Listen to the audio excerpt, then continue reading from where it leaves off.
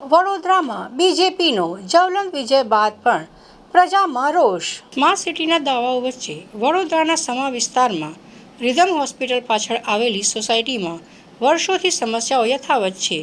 સ્થાનિકોમાં તંત્ર અને સત્તાધીશો સામે રોષ જોવા મળી રહ્યો છે।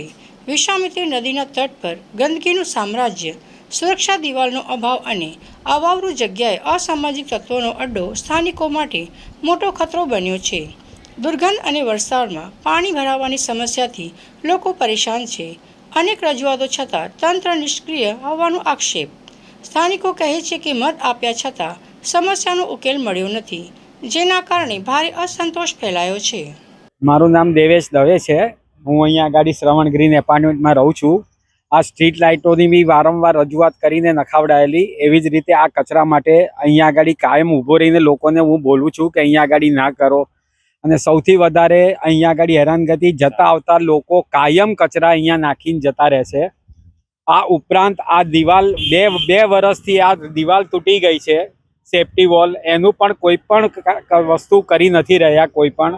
એની પણ રજૂઆત કરવામાં આવી છે। અહીંયા સ્કૂલો છે, સ્કૂલને હિસાબે ટ્રાફિકની એટલી અવર જવર છે અને તેના લીધે બી ટ્રાફિકમાં પ્રોબ્લેમ થઈ રહ્યો છે। રજૂઆત કમસે કમ બી 10 વાર રજૂઆત કરેલી છે। એ વિજય વોટ જ ખાલી અમારે આપવાનો છે, બીજેપીને વિજય કરાવવાની છે, પણ બીજેપી અમારું કોઈ દિવસ કામ કરી રહ્યું નથી। બરોબર, કેટલો વિરોધ કરવો, આપણે સનાતની રીતે એમનો જો વિરોધ કરીએ તો આપણે ખરાબ દેખાઈએ। તે છતાં પણ અમે એમની વારંવાર રજૂઆત કરી છે કે આ કચરાના ઢગલા અહીંયા નહીં નખાવડાવો, તો બી અહીંયા નાખે।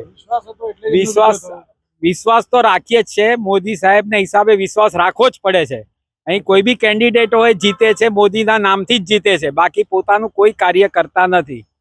વારંવાર કીધું છે કે અહીંયા બમ્પ બનાવો, અહીંયા સોસાયટીની બહાર જતા કાયમ એક્સિડન્ટ થાય છે, પણ બમ્પની વ્યવસ્થા થતી નથી।